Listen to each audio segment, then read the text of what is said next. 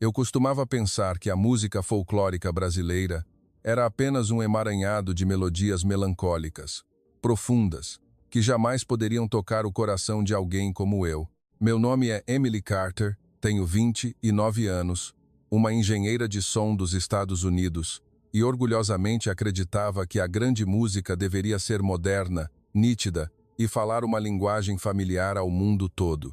Por isso, no dia em que fui designada para cuidar do sistema de som de uma competição de coral estadual em uma escola de ensino médio na Califórnia, eu não esperava encontrar nada além de apresentações perfeitamente arranjadas e um tanto monótonas.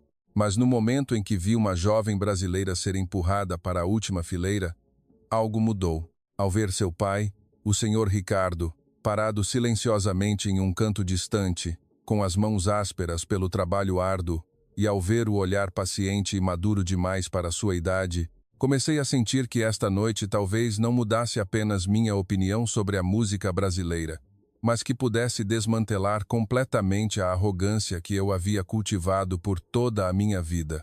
Depois que esse pensamento passou pela minha mente, tentei me convencer a não julgar nada apenas por alguns segundos de observação, mas quanto mais o ensaio prosseguia, mais claramente eu via que a estranheza não era apenas imaginação minha. A sala de ensaio do coral estava repleta de sons de piano, de partituras sendo viradas e de sapatos deslizando no chão de madeira polido. O sol da tarde, filtrando-se pelas altas janelas, fazia tudo parecer tão tranquilo, organizado e quase perfeito aos olhos de um estranho. No entanto, por trás dessa fachada de ordem, algo frio se escondia.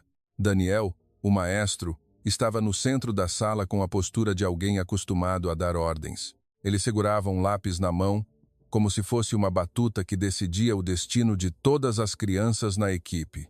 Ele sempre ia até sua filha primeiro. Cuidadosamente ajustava a gola de seu uniforme, o ângulo do rosto e até a respiração de Chloe, com uma gentileza que quase parecia um privilégio particular. Você deve ficar aqui, no centro da primeira fila, onde a luz incidirá perfeitamente, disse ele, movendo-a para o lugar de maior destaque no palco, como se aquilo já estivesse predestinado. Ninguém se surpreendeu, ninguém protestou. As outras crianças apenas olharam rapidamente e voltaram em silêncio para suas posições. Parecia que todas haviam aprendido há muito tempo a aceitar essa regra invisível. Quanto a Isabela, a jovem brasileira, ela permanecia na última fila. Ela não demonstrava ressentimento ou exigia direitos. Apenas se curvava para olhar a partitura em suas mãos, os dedos deslizando suavemente pela borda do papel, como se estivesse memorizando algo mais profundo do que as notas musicais.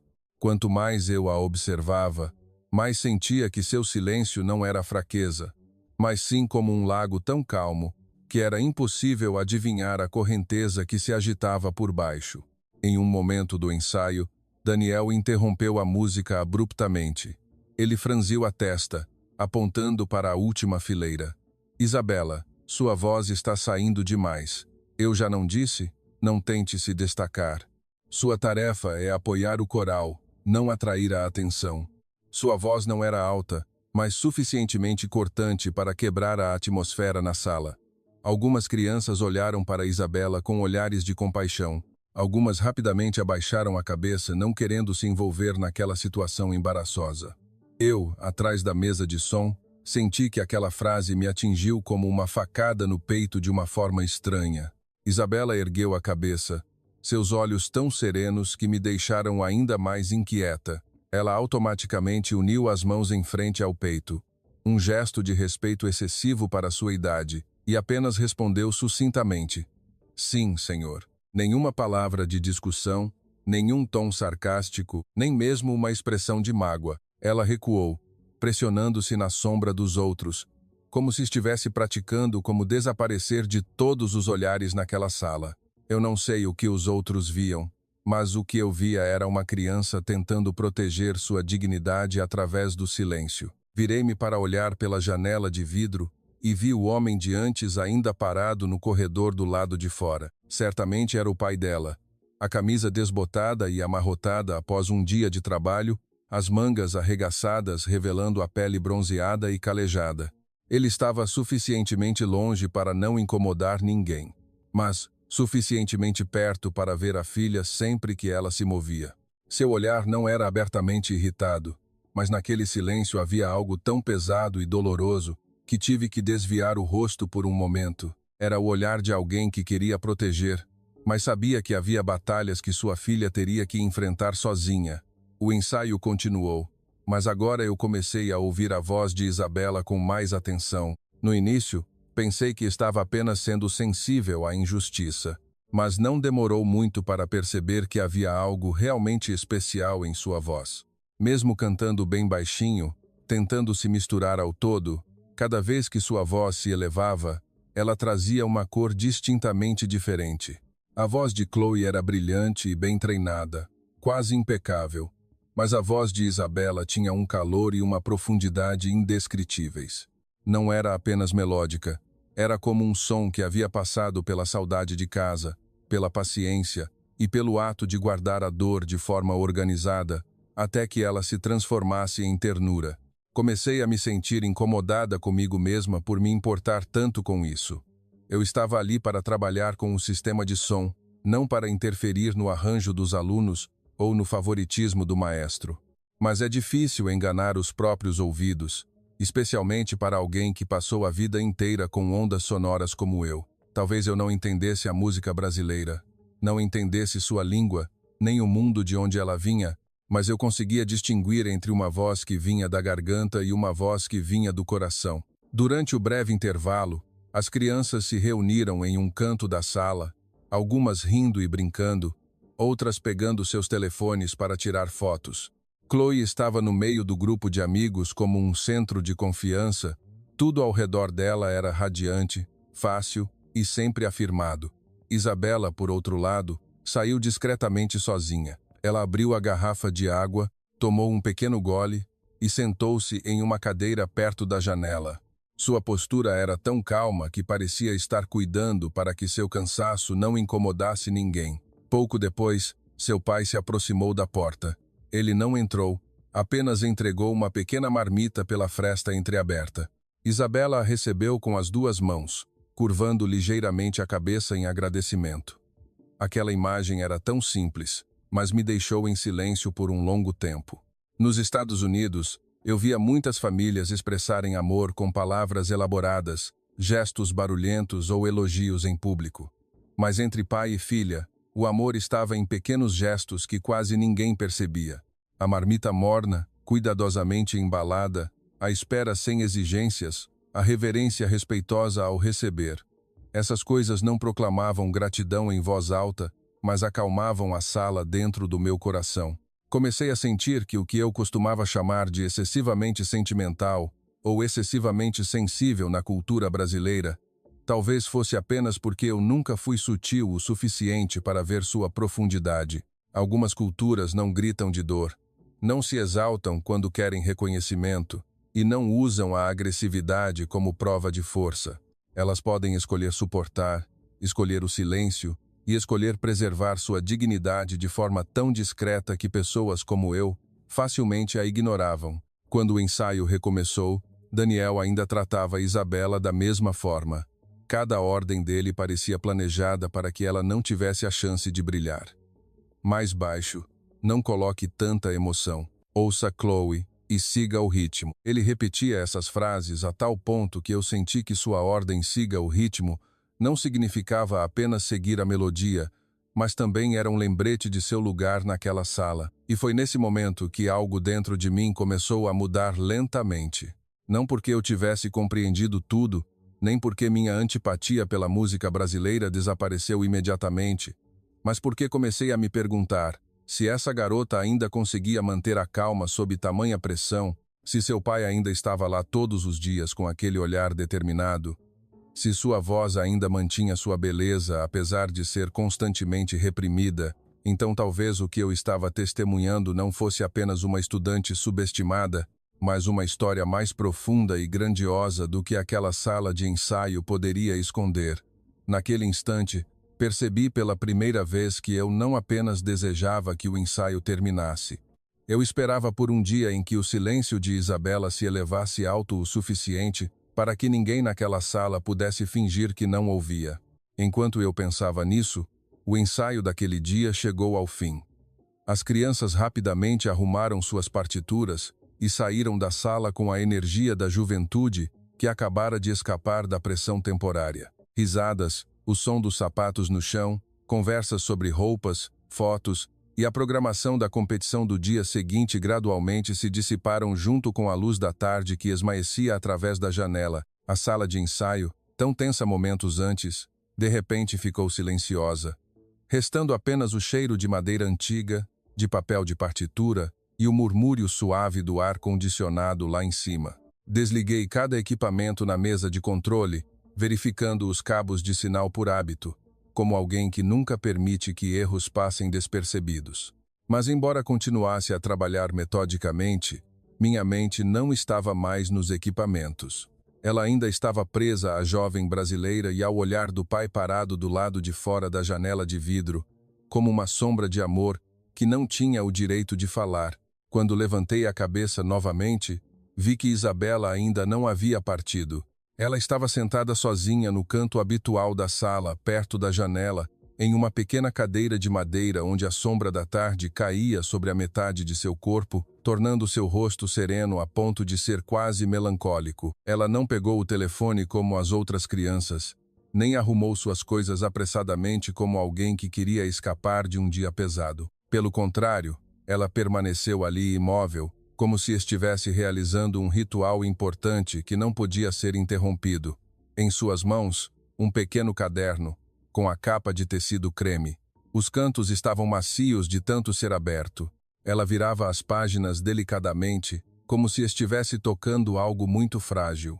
Hesitei por um momento e decidi me aproximar silenciosamente. Não por curiosidade indiscreta, mas algo na atmosfera ao redor dela me atraiu. Quando me aproximei, pude ver claramente as palavras no caderno. Era português, a caligrafia pequena, uniforme e estranhamente bonita. Cada letra era escrita cuidadosamente, como se quem escrevesse não quisesse apenas registrar palavras, mas também preservar seus significados para que não se perdessem. Eu não conseguia ler uma única palavra, mas só de olhar, já sentia que algum amor havia sido depositado em cada linha. Isabela parecia ter notado minha presença. Ela ergueu a cabeça ligeiramente, seu rosto com um leve sobressalto, antes de retornar à sua gentileza habitual. "Desculpe, senhora, já vou guardar minhas coisas", disse ela baixinho em inglês, com uma voz suave. "Não há problema", respondi, e meu olhar, sem querer, voltou para o caderno. "Você está escrevendo letras de músicas?", perguntei. Ela seguiu meu olhar, em silêncio por um segundo, como se estivesse ponderando se deveria abrir a porta para outro mundo para mim. Finalmente, ela acenou suavemente com a cabeça. "Sim, senhora. É uma música antiga da minha mãe." Não sei por que aquela resposta tão curta fez meu coração pular uma batida, não apenas pela palavra mãe, mas pelo tom de sua voz ao mencioná-la, muito suave, muito respeitoso, mas contendo algo mais profundo do que uma garota de 17 anos deveria carregar. "Sua mãe compôs?", perguntei com cautela. Desta vez, ela não respondeu imediatamente. Seus dedos deslizaram suavemente por uma linha no caderno, como se estivesse tocando a mão de alguém que não estava mais presente. "Sim, ela escreveu esta música antes de falecer." Ela fez uma pequena pausa e continuou com um sorriso frágil. "Minha mãe dizia que se um dia eu sentisse saudades de casa, saudades da voz dela, ou sentisse que não era compreendida, eu deveria voltar a cantar esta música, porque nela havia tudo o que ela queria me deixar." Fiquei em silêncio, sem saber o que dizer. Aquela frase era tão simples, mas tão pesada que não consegui responder imediatamente. No mundo que eu conhecia, a música era frequentemente medida pela qualidade do som, pela precisão das notas, pela reação do público, ou por padrões técnicos que podiam ser comprovados. Mas para aquela garota, uma música era mais do que uma obra de arte. Era como um lar final, como um abraço restante. Depois que a perda havia levado quase tudo, eu, sem querer, sentei-me em outra cadeira, minha própria voz também baixando automaticamente. Sua mãe era cantora? O olhar de Isabela mudou instantaneamente. Não era uma tristeza dilacerante, mas uma tristeza lindamente preservada. Minha mãe costumava cantar em uma casa de samba no Rio. Senhora, disse ela lentamente, como se estivesse escolhendo cada palavra do lugar mais profundo do coração. Ela amava muito o palco, amava muito a música, mas ela nunca me ensinou a cantar para ser famosa. Ela me ensinou a cantar para não esquecer quem eu sou. Eu nunca havia estado no Brasil, nunca soubera nada sobre casas de samba ou as músicas antigas de lá. Mas quando ela mencionou aquele nome, senti que devia ser um lugar de significado tão grande que ainda brilhava na voz de uma filha. Embora o tempo tivesse passado e a pessoa que um dia esteve naquele palco tivesse partido deste mundo, lá fora, na porta, vi a sombra do pai dela passar. Ele devia ter voltado para ver se ela ainda estava lá, mas não entrou para não atrapalhar. Ele apenas ficou a uma distância, como alguém que compreendia muito bem os limites do amor. Eu olhei para ele e depois voltei a olhar para Isabela. Seu pai deve ter muito orgulho. Isabela abaixou a cabeça. Seu sorriso desta vez continha tanto ternura quanto uma dor oculta. Meu pai fala pouco, senhora, mas ele se lembra de todos os dias em que minha mãe cantava, lembra de cada música que ela cantava. Ele nunca estudou música, mas depois que minha mãe faleceu, todas as noites ele tocava as músicas antigas dela. Ele dizia: se você continuar cantando, nossa casa não ficará tão silenciosa. Eu, sem querer, apertei os lábios. Aquela frase era como se alguém estivesse lentamente abrindo camadas no meu peito. Pensei na imagem do homem parado do lado de fora da janela, com as mãos ásperas, roupas simples, uma postura tão silenciosa que ninguém notava, mas naquela vida tranquila, ele estava fazendo algo extraordinário. Ele estava tentando preservar a voz de sua esposa falecida, através da filha que estava no meio de um mundo que nunca foi justo com ela. Isabela fechou suavemente o caderno, abraçando-o. Às vezes, quem ouve pode não entender a língua. Ela continuou, como se estivesse falando mais consigo mesma do que comigo. Mas minha mãe acreditava que se a gente cantasse do lugar mais verdadeiro, quem ouvisse sentiria, mesmo sem entender todo o significado de cada palavra. Eu já havia ouvido explicações semelhantes de muitos músicos ao longo da minha carreira, mas nunca soaram tão verdadeiras. Porque a garota à minha frente não falava para impressionar. Ela falava como alguém que se agarrava a isso para continuar vivendo. Comecei a me sentir incomodada com meu próprio passado, uma sensação que nunca havia experimentado. Eu costumava rotular a música brasileira como muito lenta, muito sentimental, muito antiquada, mas agora comecei a me perguntar se o que eu chamava de muito era apenas porque eu nunca fui profunda o suficiente para acolhê-la. Nós sentamos em silêncio por um tempo, o céu lá fora mudando para um tom cinza alaranjado. O som das pessoas no prédio diminuía, restando apenas um silêncio que não era desconfortável. Não sabia se deveria oferecer consolo ou elogio, pois todas as palavras que eu pensava eram pequenas demais em comparação com o que ela carregava naquele caderno. Finalmente, apenas perguntei suavemente: essa música é muito importante para você, não é? Isabela acenou com a cabeça, seus olhos serenos, mas de repente brilhando de uma forma estranha. Não é apenas uma música, senhora, ela respondeu. É o lugar para onde posso voltar, sempre que o mundo lá fora me faz sentir que não tenho um lugar. Respirei fundo e a observei por mais tempo do que o necessário. Foi a primeira vez que realmente entendi que a música de algumas culturas não nasce apenas para entreter. Ela nasce para preservar memórias, para proteger as raízes de serem levadas pelas tempestades do mundo e para que aqueles que perderam ainda tenham um lugar para se abrigar no canto.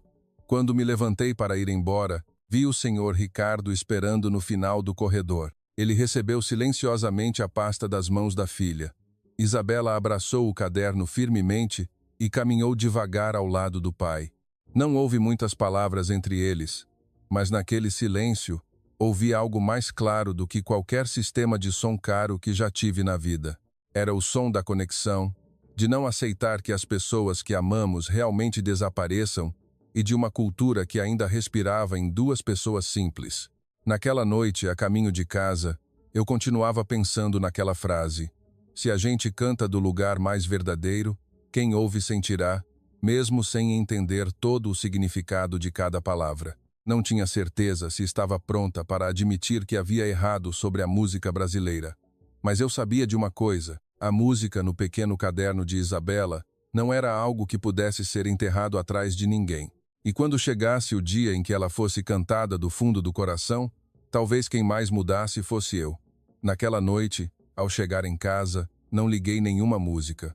Embora normalmente eu sempre deixasse algum som ecoar na sala, fosse jazz, blues ou piano, para lavar o cansaço. Mas naquela noite, eu precisava do silêncio.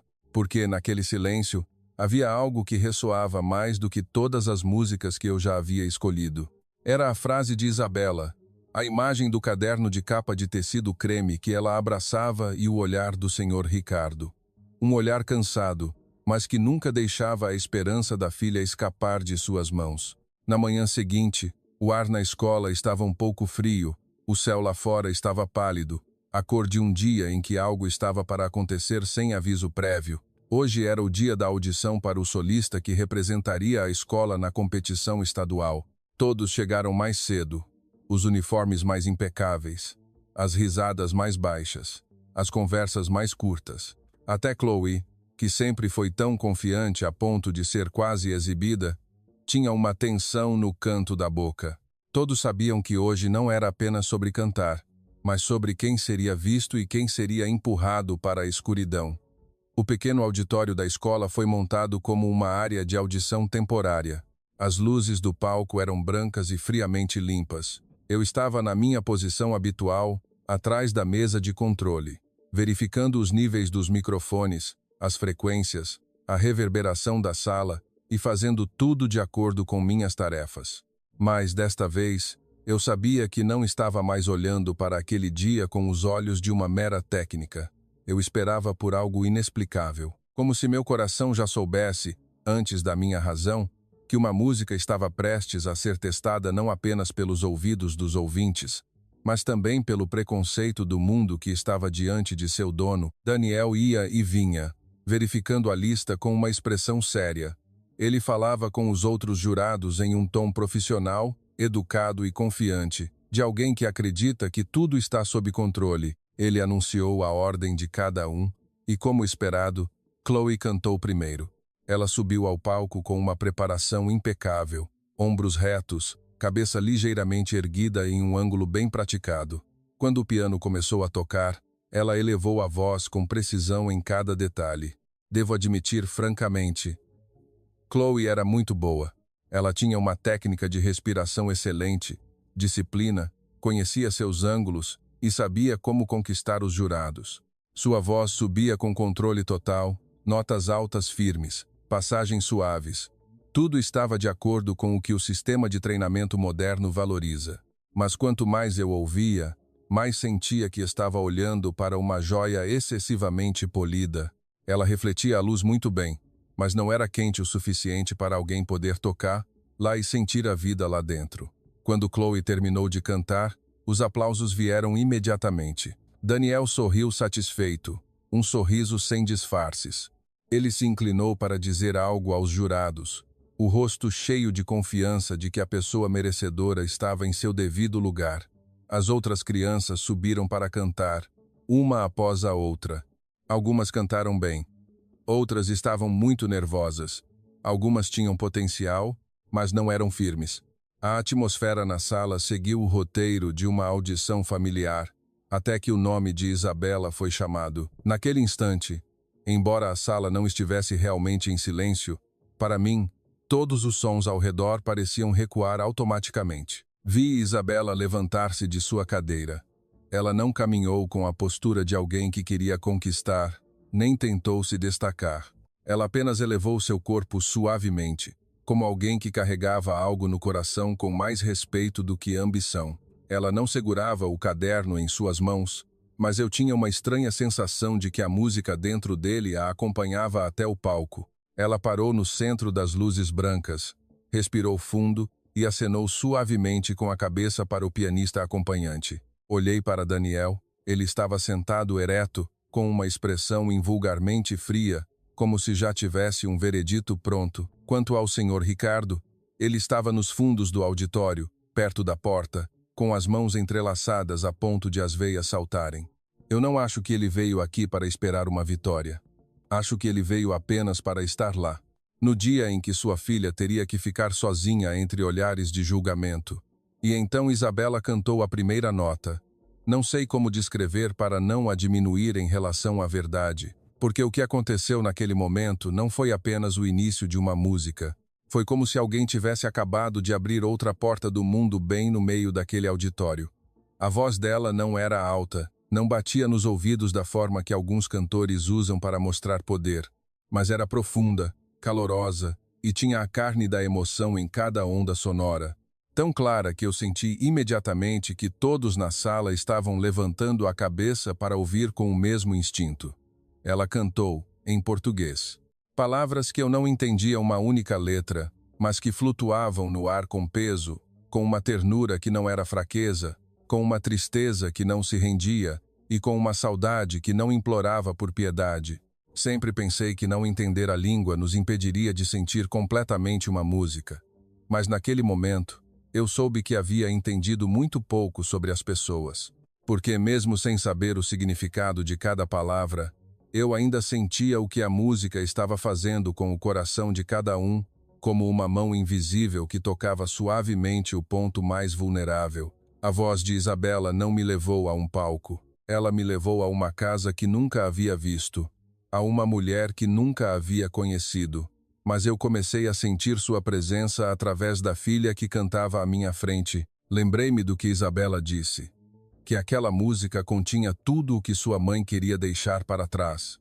E agora eu entendia essa frase de forma dolorosa. Essa música continha o amor da mãe, o silêncio do pai, a solidão de crescer entre duas culturas e o esforço para não deixar o coração esquecer de onde realmente veio. Todo o auditório estava estranhamente silencioso. Ninguém se mexia, não havia sussurros, nem mesmo a pressa dos jurados, que sempre anotavam continuamente. Algumas crianças que antes estavam tensas com a competição, agora olhavam fixamente para o palco como se tivessem esquecido que estavam em uma audição. Vi uma professora no conselho apertar os lábios, como se estivesse contendo algo, e eu mesma percebi que havia prendido a respiração há algum tempo, como se temesse que um pequeno movimento pudesse quebrar aquele momento. Isabela não usou sua voz para exibir técnica, nem tentou impressionar a todos com notas altas e difíceis.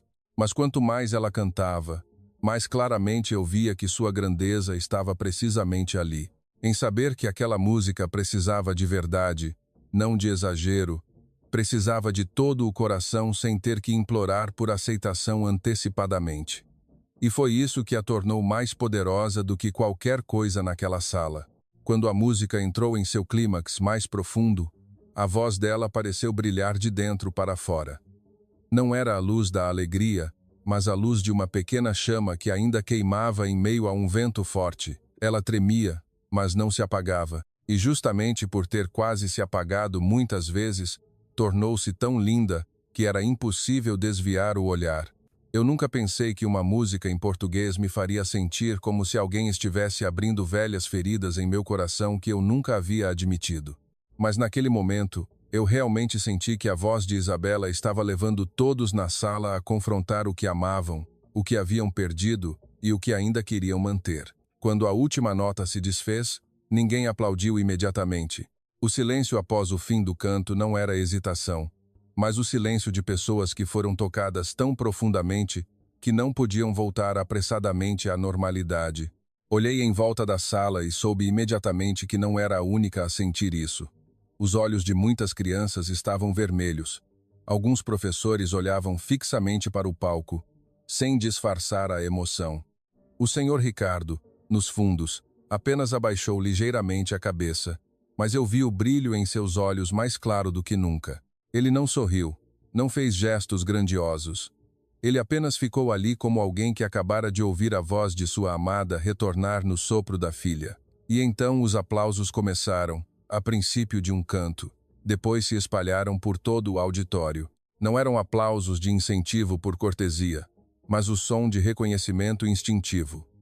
Um reconhecimento que veio antes mesmo do pensamento, antes do preconceito e antes de qualquer cálculo. Senti minhas mãos aplaudindo também, embora eu não soubesse quando comecei. Mas enquanto tudo parecia estar abrindo caminho para que a verdade se apresentasse dignamente no meio da sala, vi Daniel recostar-se lentamente. Sua expressão não se suavizou. Pelo contrário, ficou mais tensa, como a de alguém que acabara de testemunhar algo que não podia controlar. E por não poder controlar, ele estava disposto a negá-lo. Ele esperou que os aplausos diminuíssem e então falou com um tom anormalmente monótono. Boa emoção. Ele parou um pouco e continuou. Mas para uma competição estadual, precisamos de algo mais internacional e neutro. Este tipo de música é bastante particular. Acho que você se encaixa melhor em apoiar o conjunto da equipe do que em uma posição de destaque. Senti a atmosfera na sala esfriar imediatamente. As palavras dele não apenas rejeitavam a voz de Isabela, mas rejeitavam tudo o que acabara de acontecer diante de todos. Rejeitava a verdade que toda a sala acabara de sentir em conjunto, simplesmente porque não se encaixava no quadro que ele havia predefinido. Isabela não discutiu. Apenas abaixou a cabeça, aceitou o comentário e desceu lentamente do palco. Sua expressão era excessivamente serena, e foi isso que me fez saber o quão profunda era a ferida recém-criada. Naquele momento, percebi que, às vezes, a coisa mais cruel não é não ter o valor reconhecido, mas tê-lo visto e ainda assim tentar suprimi-lo porque não se encaixa no que as pessoas querem acreditar. E também soube que, a partir daquele momento, a história de Isabela não seria mais apenas a história de uma criança injustiçada em um coral. Ela estava se tornando um teste muito maior. Um teste para ver se a verdade de uma voz era grande o suficiente para derrubar o muro de preconceitos que havia sido construído de forma tão sutil neste mundo por tanto tempo. Depois que aquela sentença caiu no auditório como uma chapa de aço fria esmagando todas as emoções, ninguém disse nada imediatamente. Muitas crianças que acabavam de aplaudir Isabela com olhares sinceros, agora estavam sentadas em silêncio, como se fossem forçadas a engolir algo. Alguns professores evitavam olhares, alguns jurados agiam como se nada de anormal tivesse acontecido. Embora o silêncio na sala falasse mais claramente do que qualquer palavra que todos haviam testemunhado uma verdade, apenas nem todos ousavam assumir a responsabilidade por essa verdade. Quanto a Isabela, ela desceu do palco com uma postura dolorosamente serena, sem lágrimas, sem pressa, sem nem mesmo um gesto de desafio para proteger sua dignidade, como muitos adolescentes poderiam fazer. Ela apenas voltou ao seu lugar, colocou as mãos sobre as coxas de forma organizada e olhou para o chão. Acho que se ela tivesse chorado alto naquele momento, talvez eu me sentisse mais à vontade, porque pelo menos a dor teria uma forma clara, mas seu silêncio me fez sentir uma ferida mais profunda. A ferida de alguém que estava muito acostumada a enfrentar a injustiça sem impor a ninguém o fardo de saber. Quando a audição terminou, as outras crianças saíram uma a uma. Algumas foram pegar gentilmente a mão de Isabela e disseram brevemente: "Você cantou lindamente." Algumas não disseram nada, apenas lhe deram um olhar de preocupação e compreensão. Eu a vi sorrir em resposta a todos, um sorriso tão polido que tornava o observador ainda mais aflito, pois não era o sorriso de alguém que não sentia dor, mas de alguém que tentava não deixar sua dor incomodar os outros. O Sr. Ricardo ainda esperava em seu lugar habitual perto da porta. Ele não se apressou em ir até a filha como alguém que queria consolar excessivamente. Ele apenas ficou ali para dar espaço a ela, dar tempo a ela, e para que sua filha o procurasse. Quando Isabela se aproximou, ele lhe entregou a garrafa de água sem dizer nada. Ela a recebeu com as duas mãos, inclinou ligeiramente a cabeça e bebeu apenas um pequeno gole antes que ambos saíssem silenciosamente. Olhei para aquela imagem e senti que estava testemunhando uma linguagem que não precisava de palavras, mas que estava cheia de amor, respeito e um apoio profundo. Guardei o equipamento mais devagar que o normal, não porque tivesse muitas coisas para verificar, mas porque não queria voltar sozinha com emoções que ainda não haviam encontrado um lugar. Finalmente, ao sair para o pátio lateral do prédio, Vi os dois sentados em um banco de madeira sob uma grande árvore perto do estacionamento, a luz do final da tarde tingindo-se de amarelo pálido. O senhor Ricardo estava ligeiramente curvado, uma mão segurando a marmita aberta, a outra no colo. Isabela sentava ao lado. Ela não comia muito, apenas usava a colher para mexer o arroz na marmita, como alguém que tentava parecer normal. Hesitei um pouco e decidi ir em direção a eles. Ao me ver, Isabela rapidamente se levantou um pouco, constrangida. O senhor Ricardo também se aprontou para levantar. Essa imagem me fez sentir ainda mais envergonhada pelo mundo que eu conhecia. Um mundo onde as pessoas geralmente só são educadas na frente daqueles que têm mais poder. Mas para essas duas pessoas, a cortesia parecia ser parte de sua respiração, presente em pequenos gestos que não precisavam de pensamento. Não precisa se levantar, disse eu rapidamente, sentando-me no outro lado do banco depois de receber um aceno de cabeça do senhor Ricardo. Hoje, Isabela cantou maravilhosamente. Isabela abaixou a cabeça, como se envergonhada do elogio. O senhor Ricardo olhou para mim com um olhar sereno e profundo. Ele não respondeu imediatamente, mas quando falou, sua voz era mais grave e clara do que eu já havia ouvido. Obrigado, senhora. Ela se esforçou muito. Aquela frase curta soou tão normal, mas o que estava oculto sob a palavra esforço era tão pesado que percebi imediatamente que não significava apenas prática. Nossa conversa se desenrolou naturalmente. Fiquei sabendo que o senhor Ricardo trabalhava como reparador e estivador em um armazém há muitos anos. Nos dias em que havia trabalho, ele chegava em casa muito tarde. Nos dias em que não havia, ele saía cedo para procurar trabalho. A vida dele nunca foi estável o suficiente para planejar a longo prazo. Mas havia uma coisa que ele nunca deixava faltar: o tempo para buscar e levar a filha e esperar, lá depois de cada ensaio. Alguns dias, pai chegava em casa com as mãos tão inchadas que não conseguia segurar os talheres, disse Isabela baixinho, como se estivesse confessando uma verdade que não queria que ninguém visse. Mas ele ainda tocava as músicas da mamãe para eu ouvir todas as noites. O senhor Ricardo sorriu suavemente quando a filha mencionou isso. O sorriso dele não era o de alguém orgulhoso da sua dificuldade, mas o de alguém que a aceitava porque havia algo mais importante. Se a casa não tiver música, a casa ficará muito silenciosa, ele disse lentamente. E se a casa ficar muito silenciosa, as pessoas gradualmente esquecerão de onde vieram. Eu o ouvia sem interromper, pois sentia que cada palavra que ele dizia não era para se explicar como coitado. Pelo contrário, ele falava como quem protegia silenciosamente um valor que na vida apressada dos americanos, quase ninguém parava o tempo suficiente para entender.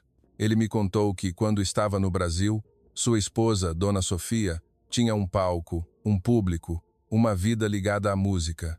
Mas depois que ambos vieram para os Estados Unidos, a vida não abriu mais caminho para a arte. O fardo do aluguel, da comida, do seguro e da mensalidade escolar da filha fez com que os sonhos tivessem que ser guardados cuidadosamente, como um belo vestido de samba que não tinha mais ocasião para ser usado. Dona Sofia nunca reclamou, nunca culpou o destino. Ela apenas transformou lentamente o canto no palco em murmúrios suaves na cozinha. Enquanto cozinhava ou dobrava as roupas da filha, mamãe sempre dizia: se a gente se afasta cada vez mais de casa, pelo menos que não se afaste do coração. Isabela continuou. Seus olhos tinham um brilho, não de lágrimas, mas como vindo de uma memória ainda quente. Por isso, ela me ensinou a cantar música brasileira desde pequena, não para ser melhor que ninguém, mas para saber que, mesmo que os outros não entendam todas as palavras, eu não devo esquecer o significado delas. Naquele momento, comecei a perceber que o que Daniel havia rejeitado no palco não era apenas uma performance solo. Ele havia rejeitado o laço de uma família, o trabalho árduo de um pai, o último som deixado por uma mãe e o direito de uma garota de manter suas raízes em um mundo que queria que tudo fosse tão neutro a ponto de ficar vazio. Escapou-me a pergunta se Isabela alguma vez pensou em desistir. Desistir de tentar, desistir de parecer forte, desistir de agarrar aquela música como o tesouro mais valioso. Ela permaneceu em silêncio por um momento antes de responder. Sim, senhora. Muitas vezes me canso muito. Canso de ter que provar que a gentileza não significa fraqueza. Canso de as pessoas olharem a música da minha mãe como uma peça antiga e estranha que não se encaixa aqui. Ela respirou suavemente. Mas sempre que penso em desistir, lembro-me de quando minha mãe segurou minha mão e disse: "Sua voz pode não ser a mais alta na sala, mas se for a mais verdadeira, ela durará mais." Não sei por que aquela frase teve tanto peso em meu peito. Não eram as palavras de alguém que sonhava em conquistar o mundo, mas as palavras de alguém que compreendia o verdadeiro valor da existência. Talvez a lição mais profunda desta história não seja vencer o preconceito dos outros, mas não deixar que esses preconceitos roubem a sua própria voz verdadeira. Após aquele dia, comecei a observar Isabela mais nos ensaios, mas não mais como uma observadora externa. Comecei a ajudar com pequenas coisas dentro das minhas capacidades. Ajustar o microfone para se adequar melhor ao alcance de sua voz, parar para ouvir quando ela praticava sozinha e às vezes apenas fazer uma pergunta simples: "Você está cansada hoje?" Essas perguntas normais me disseram que ela não precisava de pena de ninguém. Ela só precisava de alguém que realmente ouvisse sem julgar apressadamente. O Sr. Ricardo ainda vinha regularmente todos os dias. Ele ficava em silêncio, às vezes segurando um saco de comida, às vezes uma garrafa de água. Um dia vi-o pegar seu telefone antigo, tocar alguma gravação e ouvir repetidamente com uma expressão visivelmente suave. Presume que poderia ser a voz de Dona Sofia ou a voz da filha que ele havia gravado para ajudar Lu a superar um dia de trabalho exaustivo. Ninguém explicou, mas comecei a entender que, para algumas pessoas, o amor nunca existe na forma de declarações. Ele reside na regularidade, na presença, em nunca desaparecer. Quanto mais perto da competição principal, mais tensa ficava a atmosfera na equipe. As crianças eram treinadas para serem mais precisas, mais rigorosas e mais uniformes.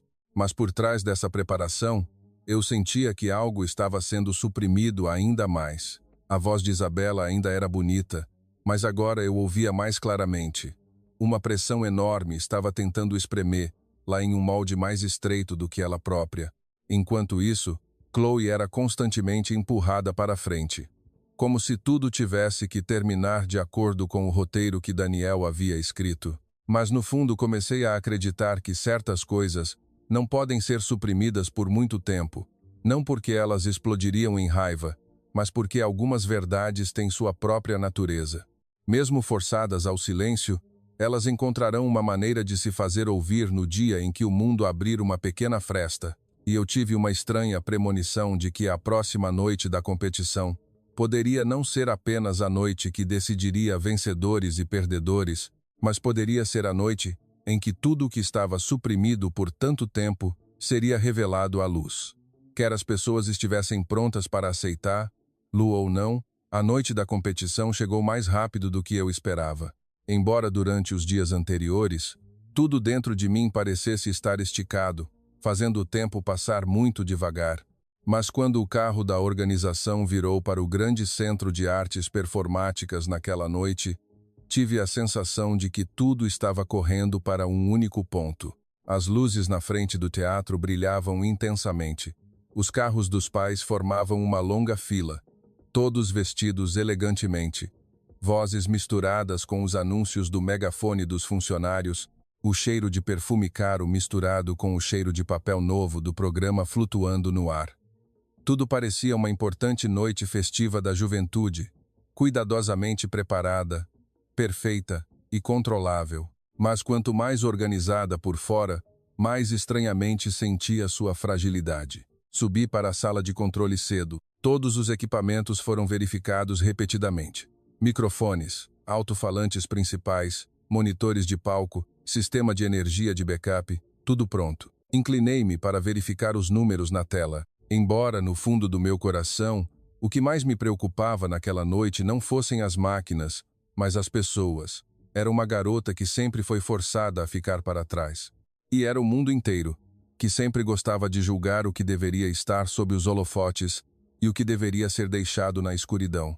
Na hora marcada, Olhei pela janela de vidro para os bastidores. Estudantes de várias escolas estavam se preparando. Uniformes de performance coloridos se moviam sob as luzes fracas. Treinadores iam e vinham. Pais abraçavam seus filhos, batendo em seus ombros em encorajamento. O coral da nossa escola estava reunido, uniformes de cor escura. Daniel verificava cada um com uma expressão séria e impenetrável. Chloe, é claro, estava mais perto dele. A posição dela ainda era tão proeminente quanto sempre.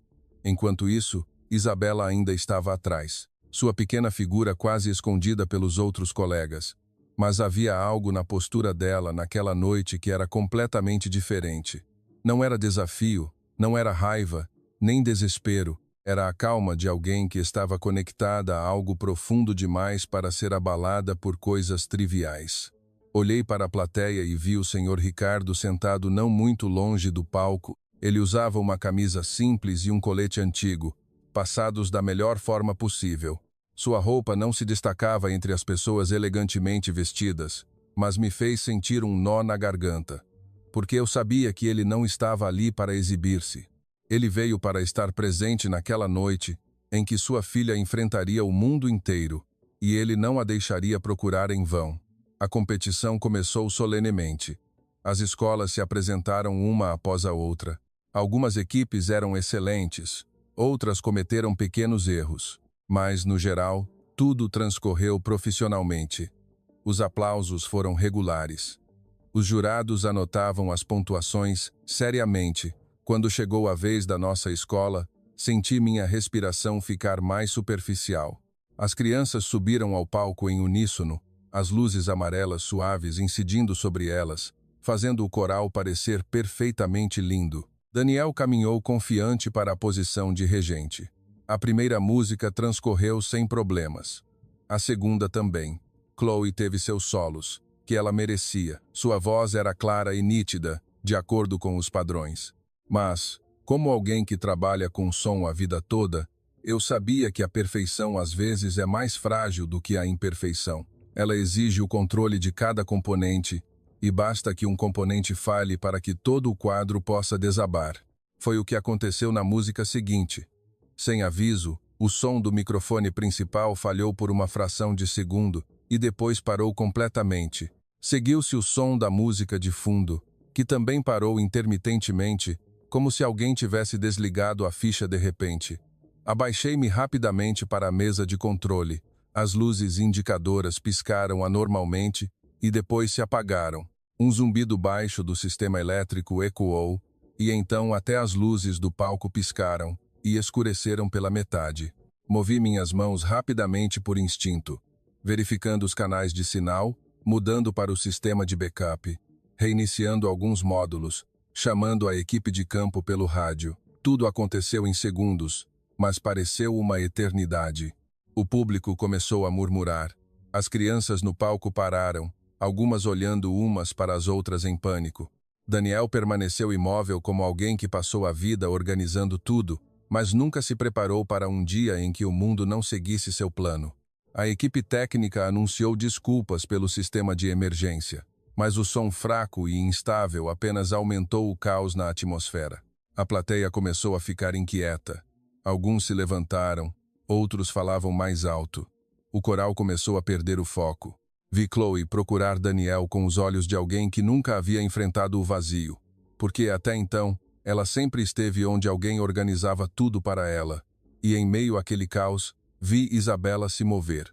No início foi apenas um pequeno passo para fora da fila, um passo que ninguém ordenou, sem holofotes a seguirem, sem música introdutória. Ela apenas avançou silenciosamente, mas foi esse silêncio que fez com que eu e muitos outros nos virássemos para olhar ao mesmo tempo, como se houvesse uma força invisível. Isabela foi para a frente do palco, parando sob a pouca luz que restava. Seu rosto estava estranhamente sereno, sem desejo de chamar atenção, sem medo, sem hesitação, apenas aquela profunda calma que eu havia visto na noite em que ela me mostrou o caderno da mãe. Ela respirou fundo e começou a cantar. Sem microfone, sem acompanhamento musical, sem o apoio de nenhum sistema.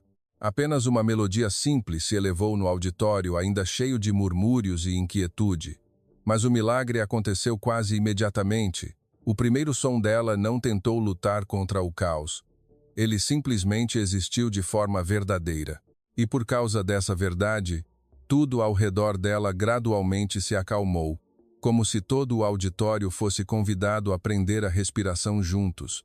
Ela cantou em português, a música da mãe dela, a música que antes estava no pequeno caderno creme, a música que continha toda a casa, a saudade, a ternura e as raízes de uma pessoa. Eu ainda não entendia a língua, mas naquela noite eu não precisava de mais nenhuma tradução, porque o que fluía da voz de Isabela era mais claro do que qualquer palavra. Era um amor que não precisava de explicação, uma tristeza que não pedia piedade, uma força que não gritava, e a dignidade de uma pessoa que, embora empurrada para trás, nunca deixou seu coração se ajoelhar. Quanto mais ela cantava, mais sua voz se espalhava de forma surpreendente. Não era uma magnitude alcançada por esforço, mas como uma água clara que se espalha por sua própria natureza. Até que alcançou todos os cantos do auditório, o caos anterior se dissolveu como poeira assentando no chão. Centenas de espectadores que antes estavam agitados, agora sentavam em silêncio absoluto. Vi uma pessoa na fila do meio abaixar o telefone. Uma senhora mais velha levou a mão à boca. Os jurados pararam de escrever e as crianças no palco se viraram lentamente para olhar sua colega de equipe com um olhar como se, pela primeira vez, a estivessem realmente vendo. Para mim, aquele momento destruiu algo dentro de mim para sempre. Destruiu a arrogância que um dia pensou que a música só era grandiosa quando lapidada por técnica moderna, através de um sistema de som perfeito e por padrões que o mundo reconhecia. Eu estava ali, entre equipamentos caros, interruptores, telas e toda a tecnologia da minha profissão, mas tive que admitir com um coração despojado que o mais poderoso no auditório naquela noite não veio de nenhum equipamento. Veio de uma pequena garota que carregava o amor de sua mãe, o trabalho de seu pai e a cultura de sua terra natal em um único fôlego. Olhei para o Sr. Ricardo, ele ainda estava sentado em seu lugar, mas agora lágrimas escorriam por seu rosto bronzeado. Ele não soluçava, não as enxugava apressadamente. Ele apenas as deixava cair como alguém que esperou tempo demais por aquele momento. Em seus olhos havia saudade, orgulho e dor sendo aliviada ao mesmo tempo. Soube imediatamente que para ele, a voz que ecoava no palco não era apenas a da filha. Era a voz da esposa falecida, o som da casa que um dia teve vida e a voz da esperança que o mundo tentou silenciar, mas nunca conseguiu. Quando a música chegou às últimas notas, Isabela não levou a emoção ao clímax como uma artista que queria conquistar o público. Ela cantou com uma calma ainda mais profunda, como se estivesse enviando algo de volta para quem partiu e enviando outra coisa para quem ficou. Cada nota dela parecia dizer que a ternura nunca foi fraqueza, o silêncio não foi derrota e as raízes culturais não eram um fardo, mas a luz que nos ajuda a nos ver na noite mais escura. Quando a última nota terminou, o silêncio novamente envolveu o auditório. Mas desta vez, não era o silêncio do choque, mas o silêncio da mudança. Ninguém se apressou em falar, ninguém ousou quebrar aquele momento. E então, de repente, alguém na plateia se levantou e aplaudiu. Depois outra pessoa, e mais outra. E então dezenas de pessoas. Em questão de segundos, todo o auditório se levantou em uníssono. Os aplausos ecoaram como um trovão, como uma grande onda batendo incessantemente no palco. Não foi apenas o aplauso a uma performance. Foi o reconhecimento de uma verdade que ninguém mais podia negar, que a garota que havia sido empurrada para trás, agora estava no centro do coração de todo o auditório, e não havia lugar mais digno para um ser humano estar. Os aplausos daquela noite duraram mais do que qualquer outro que eu já havia ouvido em competições para jovens. Não ecoaram apenas porque as pessoas estavam entusiasmadas com um incidente inesperado, mas porque todo o auditório havia testemunhado algo mais verdadeiro do que qualquer veredito poderia controlar. Quando olhei da sala de controle, vi que as pessoas ainda estavam de pé. Muitos aplaudiam com lágrimas nos olhos. Alguns se viraram para olhar uns para os outros como se quisessem confirmar que o que acabara de acontecer era real. Uma garota que havia sido empurrada para trás havia feito um teatro inteiro silenciar e depois brilhar apenas com sua voz simples. Isabela estava no centro do palco, no meio dos aplausos, com uma calma serena. Ela não mostrava triunfo, não se curvava como alguém que queria prolongar a emoção. Ela apenas juntou as mãos, curvando a cabeça humildemente à maneira brasileira.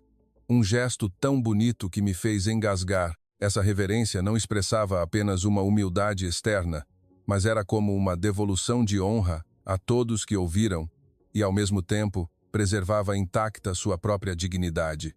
Eu não sei o quanto as pessoas no auditório entenderam o significado daquele gesto, mas eu sabia que ele tinha um peso maior do que uma mera cortesia. Era uma cultura que não era barulhenta, mas tão bela que ninguém conseguia desviar o olhar. Quando os aplausos diminuíram, as outras crianças da equipe começaram a voltar para suas posições. Muitas delas olhavam para Isabela com um olhar que não era mais o mesmo. Não era apenas admiração, mas o reconhecimento de sua verdadeira pessoa pela primeira vez. Vi Chloe parada imóvel. Seu rosto não mostrava apenas a vergonha que eu imaginara. Pelo contrário, havia uma comoção de alguém que acabara de perceber que o que sempre recebeu talvez não fosse o que mais merecia. Quanto a Daniel, ele ainda estava em seu lugar habitual, mas sua imagem em meus olhos não era mais a de um maestro que controlava tudo. Ele parecia alguém que acabara de ser arrastado de seu esconderijo que havia construído por tanto tempo. A estrutura mental de padrões, de adequação e do que ele acreditava que deveria estar sob os holofotes estava desmoronando publicamente de uma forma que não podia ser corrigida com explicações elaboradas. Ele se virou para olhar Isabela por mais tempo que o normal e então baixou lentamente o olhar, como um reconhecimento doloroso para si mesmo de que, na noite em que o sistema de som falhou, quem fez tudo voltar a ter sentido não foi sua filha, não foi o plano que ele traçou e não foi o poder que ele usou para determinar o destino das crianças. Após o término da competição, muitas pessoas ainda não haviam ido embora. Algumas estavam conversando no saguão, algumas perguntavam o nome da música que Isabela havia cantado, algumas mencionavam a jovem brasileira com a voz ainda trêmula de emoção. Desci da sala de controle mais devagar que o normal, porque minhas mãos ainda tremiam um pouco. Não por causa do estresse de lidar com o incidente, mas porque eu sabia que aquela noite havia me mudado a um nível que eu ainda não tivera tempo de compreender completamente. Ao chegar aos bastidores, vi Isabela com o senhor Ricardo perto de uma pequena saída. Ela mantinha a atitude serena, mas em seus olhos agora havia um brilho diferente. Não era o brilho da satisfação por ter sido provada, mas o brilho de alguém que havia superado algo sem endurecer o coração. O senhor Ricardo estava ao lado dela, em silêncio como de costume, mas eu via claramente que suas mãos ainda tremiam. Ele não disse muito, apenas levantou a mão e bateu levemente no ombro da filha. E naquele toque havia gratidão, um pedido de desculpas, orgulho e todo o amor que ele nunca havia expressado em palavras. Antes que eu pudesse me aproximar, Daniel foi quem se adiantou para os dois. Ele andava mais devagar, os ombros não mais retos como de costume. O rosto que antes estava tenso pelo poder agora parecia visivelmente triste. As pessoas ao redor gradualmente silenciaram, como se todos soubessem que era um momento tão importante quanto a voz no palco momentos antes. Daniel parou na frente de Isabela. Ele moveu os lábios várias vezes como se fosse falar, mas nenhuma palavra saiu imediatamente. Finalmente, ele respirou fundo e falou com uma voz rouca e mais grave do que eu já havia ouvido. Eu te devo um pedido de desculpas, ele disse lentamente, não apenas por esta noite, mas por todos os dias que se passaram. Eu não vi o que estava bem na minha frente, embora fosse mais verdadeiro do que qualquer coisa. As palavras dele não eram floreadas, mas soaram como se viessem de um lugar de verdadeira dor. Talvez por isso tivessem tanto peso.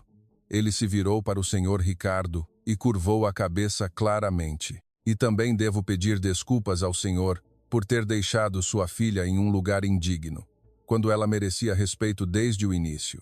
Vi o senhor Ricardo em silêncio. Ele não se apressou em responder como alguém que queria vencer moralmente. Ele apenas olhou para Daniel com um olhar cansado, mas sem dureza, antes de falar com um tom sereno e educado. Obrigado por dizer a verdade. Então ele parou um pouco e continuou. Uma criança precisa de oportunidades mais do que de pena, e a cultura de qualquer pessoa não deve ser diminuída apenas porque os outros não estão familiarizados com ela. Aquela frase me atingiu como outro golpe, porque era a essência de toda esta história. O que Isabela precisava não era de exceção, nem de compaixão especial, nem de aplausos apenas por ser oprimida. Ela só precisava de uma coisa simples, e também a mais difícil deste mundo, ser ouvida de forma justa. Quando Daniel se afastou, aproximei-me dos dois. Naquele instante, soube que não podia mais ficar ali como uma observadora externa, que apenas sabe e deixa as coisas acontecerem. Eu também tinha que me desculpar, eu falei. Sem qualquer preparação, Isabela e o Sr. Ricardo se viraram para me olhar. Talvez eu não tenha feito o que o Sr. Daniel fez, mas eu tive preconceitos. Com a música brasileira, com a ternura na cultura dos dois, e com o que eu não entendia, eu costumava pensar que era muito estranho, muito antiquado, ou não moderno o suficiente. Mas esta noite eu sei que eu era a pessoa superficial demais para ver isso. Não sei quando meus olhos ficaram mareados, só sei que naquela noite, aquela confissão era tão necessária para mim quanto o ar para respirar. Isabela sorriu para mim, um sorriso gentil sem qualquer julgamento. Ela apenas disse: ouvir com o coração às vezes começa bem tarde, mas uma vez que começa, sempre faz sentido. Lembro-me claramente da frase dela naquela noite até hoje, porque não era um consolo comum. Era como uma porta que se abria para eu poder atravessar minha própria arrogância. Depois que quase todos foram embora, tive a chance de conversar com Isabela por mais tempo. Pela primeira vez, não havia o som do ensaio, de anúncios ou de qualquer pressão entre nós. Sentamos em uma pequena sala de descanso nos bastidores. Lá fora ainda havia pessoas andando, mas a atmosfera na sala estava estranhamente calma. Perguntei a ela sobre a música que cantara e ela me contou mais detalhes do que antes. Era a última música que Dona Sofia compôs antes de falecer. Não foi escrita para uma grande apresentação, nem para competir ou ser elogiada como uma obra de arte suprema. Era uma música que uma mulher havia escrito nos dias em que sabia que talvez não estivesse com a filha por tempo suficiente. Por isso, ela colocou tudo o que queria transmitir nela: o cheiro da terra natal distante, o calor da língua materna, o silêncio da noite na pequena cozinha de uma família imigrante, o cansaço do pai e o lembrete gentil de nunca deixar o mundo fazer você sentir vergonha de suas raízes. Mamãe costumava me dizer: a gente pode viver longe de casa se no coração ainda tiver algo que possa nos fazer voltar, Isabela disse lentamente. Para ela, era a música, e ela queria que fosse assim para mim também.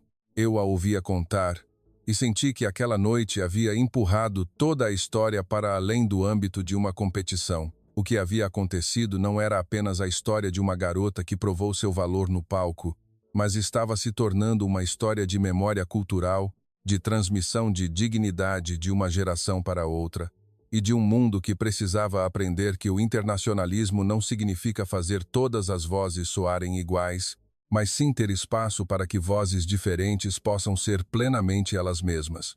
Após aquela noite, voltei para casa com uma sensação de inquietação. Liguei meu computador, sentei-me em frente à tela por horas, revendo alguns vídeos gravados, olhando a lista de jurados e minhas anotações. E sabia de uma coisa: esta história não deveria terminar apenas na memória das pessoas presentes no auditório naquela noite. Se eu deixasse desvanecer com o tempo, eu também me tornaria mais uma pessoa que havia visto a verdade, mas optou pelo silêncio. Na manhã seguinte, entrei em contato com um velho amigo que trabalhava em uma emissora de TV local. Contei-lhe sobre a jovem brasileira, sobre seu pai, sobre a mãe falecida e sobre uma música que fez um auditório inteiro curvar-se diante da verdade, no exato momento em que toda a tecnologia falhou. A princípio, ele ficou em silêncio por um longo tempo e então apenas perguntou: "Você quer dizer que esta não é apenas uma história sobre uma performance, certo?" E eu respondi, imediatamente: "Certo. Esta é uma história sobre o que nunca vimos, embora sempre estivesse bem à nossa frente." Esse foi o ponto de partida para a ideia de um documentário. Eu não queria fazê-lo para criar uma inspiração glamourosa ou para pegar a onda de emoção após o evento. Eu queria fazê-lo porque sabia que a história de Isabela e do Sr. Ricardo tinha coisas que o mundo precisava ouvir por completo. É a história de uma família que preserva memórias através da música. A história da cultura brasileira, gentil, mas de forma alguma fraca, e a história de como a arte pode quebrar preconceitos bem na frente de quem um dia acreditou neles. Uma vez que comecei a trabalhar, o interesse das pessoas ao redor se espalhou inesperadamente. Pequenos clipes daquela noite foram compartilhados. Educadores começaram a perguntar quem era aquela garota. A indústria musical começou a debater o significado de padrões e internacionalismo mais seriamente. Muitas pessoas entraram em contato comigo para dizer que nunca pensaram que a música brasileira tivesse tal profundidade emocional, ou que nunca souberam que o silêncio, a cortesia e a não exigência de espaço de forma barulhenta também podiam conter um poder extraordinário. Mas para mim, nada estava completo até que eu pudesse testemunhar com meus próprios olhos. Que terra moldou um som assim? Que cidade? Que igreja? Que rua? Que cheiro de comida? Que memória fez uma mãe escrever uma música para sua filha daquele jeito e fez uma garota preservá-la até que se tornasse luz na noite mais escura? Não muito tempo depois, tomei uma decisão que até eu mesma achei surpreendente. Eu iria para o Brasil. Não queria ir como turista em busca de novidades. Queria ir como alguém que acabara de perceber o quão limitada sua visão de mundo era e que estava em uma jornada para encontrar a fonte do som que mudou sua vida. Para aprender mais profundamente a admiração, para compreender mais do que a emoção e para que a história de Isabela não terminasse em uma noite de vitória no palco, mas continuasse a crescer e se tornar uma ponte que conectasse os corações de dois mundos de forma verdadeira. Quando voltei aos Estados Unidos, eu não era mais a mulher de antes. A vida lá fora continuava, o trabalho precisava ser feito, a cidade ainda era barulhenta e apressada, mas dentro de mim havia algo mais calmo e claro do que nunca. Comecei a contar a história de Isabela para colegas e amigos. Comecei a tocar música brasileira para outras pessoas. Comecei a falar sobre a beleza de uma cultura que eu antes subestimava, com respeito em vez de julgamento. Isabela continuou a cantar, não para vencer ninguém mais, mas para manter a voz de sua mãe, o coração de seu pai e suas próprias raízes em um mundo em constante mudança. O Sr. Ricardo também não era mais apenas um pai silencioso. Para mim, ele era a personificação de um amor que não precisava de declarações, mas que era forte o suficiente para sustentar uma vida de forma digna. Nós três sempre mantivemos contato, e nessa conexão, aprendi a lição mais valiosa da minha vida. A música não precisa falar a mesma língua para as pessoas se entenderem. A sinceridade não precisa ser barulhenta para ser reconhecida pelo mundo. E qualquer cultura, quando transmitida com um coração verdadeiro, tem poder suficiente para derreter os preconceitos mais rígidos. Finalmente, percebi que o que mudou minha vida não foi apenas a voz de uma garota brasileira, mas a verdade que residia naquela voz.